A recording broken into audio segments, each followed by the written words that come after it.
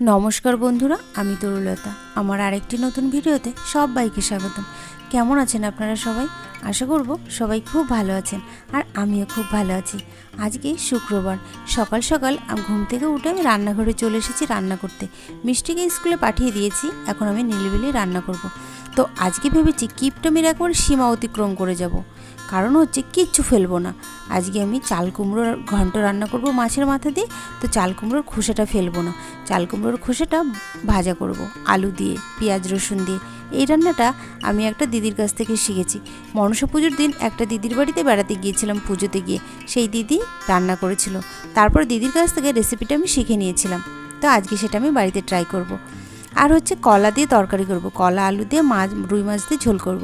তো সেই কলার খোসাটাও ফেলবো না, কলার খোসাটা বাটা করব। কারণ আমার মেয়ে কলার খোসা বাটা খেতে খুবই ভালোবাসে, আর কলার যে কোনো কিছু ভীষণই উপকারী। তো ভাবলাম কলার খোসাটা এত যখন টেস্টি করে খাওয়া যায়, তাহলে ফেলবো কেন। এইসব ভেবে টেবেই আজকে ভেবেছি কোনো কিছু ফেলবো না। কারণ সবজির খোসা তো ফেলে দিই, আর যদি ফেলে না দিই তাহলেই তো কিপটে হয়ে গেলাম, তাই কি না? সব সময় আমাকে শুধু বলে আমি নাকি খুব খরচা করি, খুব খরচা করি। সেই জন্য ভেবেছি আজকে এমন কিপটামি দেখাবো যেন কিপটামির সীমাই অতিক্রম করে যাক। যাই হোক, রান্নাবান্না করে স্নান টান করে পুজো টুজো দিয়ে মিষ্টিকে স্কুলে নিতে চলে এসেছি। এই যে হেঁটে হেঁটে যাচ্ছিলাম, এখানে এসে বন্ধুদের সঙ্গে দেখা হয়ে গেল। তারপরে ওদের সঙ্গে গল্প করতে করতে হেঁটে হেঁটে যাচ্ছিলাম।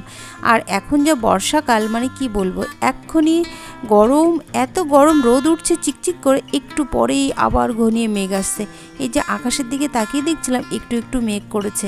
আমি তো রেইনকোটও আনিনি, মিষ্টির জন্য আনিনি, আর মিষ্টির জন্য ছাতাও আনিনি। নিজের জন্য শুধু একটা ছাতা নিয়ে চলে এসেছি। রোদ নেই এখন, তবে ভীষণ গরম। এখনকার গরমটা না কেমন যেন একটা ভ্যাপসা গরম, ভীষণই ঘাম হয়, একদম ভালো লাগে না, প্যাচপ্যাচে গরম। এর থেকে শীতকাল অনেক ভালো। ওই যে আমাদের বাঙালিদের গরমের সময় শীত ভালো লাগে, শীতের সময় গরম ভালো লাগে।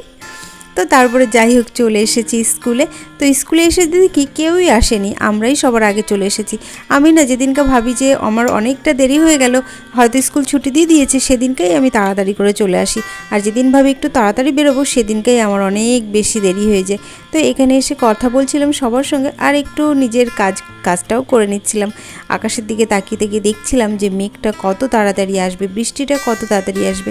তো দেখে মনে হচ্ছিল না বাড়ি পৌঁছে যাব তারপরেই বৃষ্টি আসবে। রাস্তাতে বৃষ্টিতে যদি বাঁধি তাহলে তো খুবই মুশকিল হবে, কারণ নিজে ভিজলেও অসুবিধা নেই, কিন্তু মেয়েটা যদি ভেজে তাহলে তো অসুবিধা, তাই না? ঠান্ডা ফান্ডা লেগে যাবে, এমনিতেই যা সমস্যা হয়। আর এই যে স্কুলের থেকে বেরিয়ে এত দৌড়াদৌড়ি করে না, রোজই তাই, বারণ করি তাও কথা শোনে না, শুধু ছোটাছুটি করবে। অবশ্য ছোটাছুটি করা তো একটু ভালো। এই যে বলতে বলতে আমি বাড়িও পৌঁছে গেছি, অমনি বৃষ্টি শুরু হয়েছে। যাই হোক, সবাই ভালো থাকবেন, টাটা।